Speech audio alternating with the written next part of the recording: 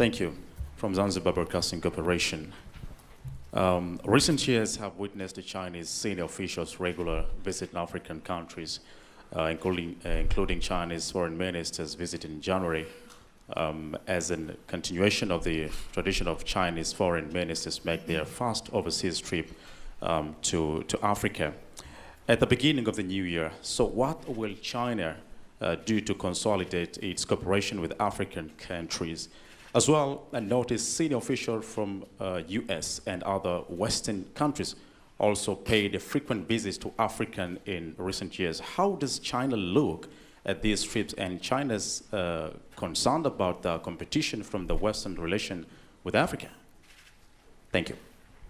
坦桑尼亚桑吉巴尔广播电视台。近年来，中国高官频繁访问非洲，就包括中国外长今年1月访非，延续了中国外长每年首访必到非洲的传统。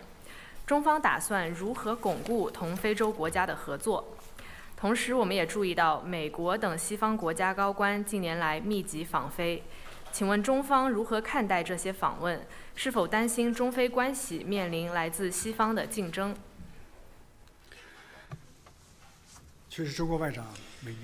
？Chinese foreign ministers start their overseas visit every year with a trip to Africa. This is a tradition that has continued for 34 years.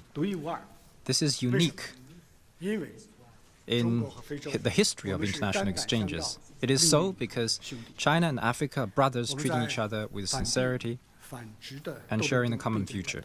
We have fought shoulder to shoulder against imperialism and colonialism. We have supported each other in pursuit of development. We have always stood for justice in a changing international landscape.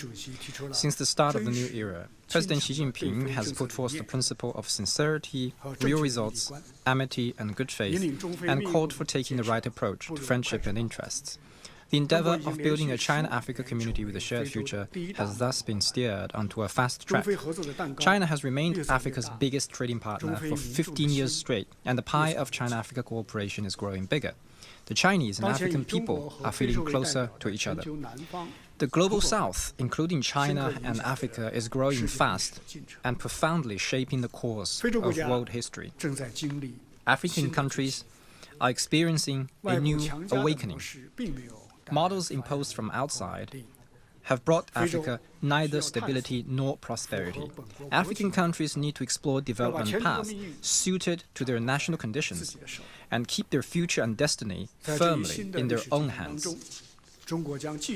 In this new historical process, China will continue to stand firmly with our African brothers and supports an Africa that is truly independent in thinking and ideas. China will assist Africa in building capacity for self-driven development and support faster modernization in Africa.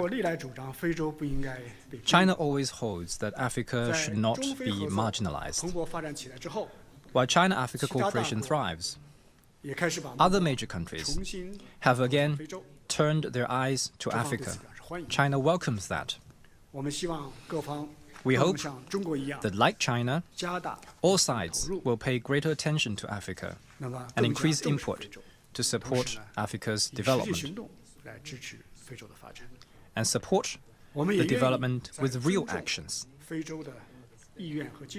On the basis of respecting the will of Africa, China stands ready for more trilateral and multilateral cooperation. The next meeting of the Forum on China-Africa Cooperation will be held in China this autumn. Chinese and African leaders will gather in Beijing again after 6 years to discuss future development and cooperation and exchange governance experience. I believe that through this summit, China and Africa will enhance their long-standing friendship and deepen unity and collaboration to open up new vistas for faster common development and start a new chapter for China-Africa community with a shared future. Thank you.